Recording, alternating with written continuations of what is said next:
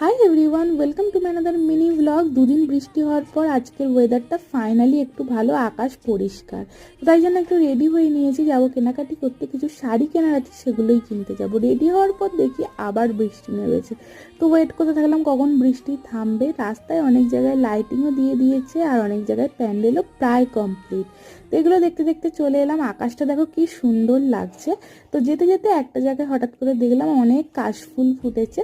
তো কাশফুল তো এখন প্রায় দেখাই যায় না, এখানে খুব সুন্দর লাগছিল। তারপরে চলে এলাম নিউল্যান্ডের, যেখানে পুজো হয়, সেখানে মেলার প্রিপারেশন চলছিল। তারপরে আমরা একটা করে আইসক্রিম খেয়ে চলে গেলাম কেনাকাটির জন্য।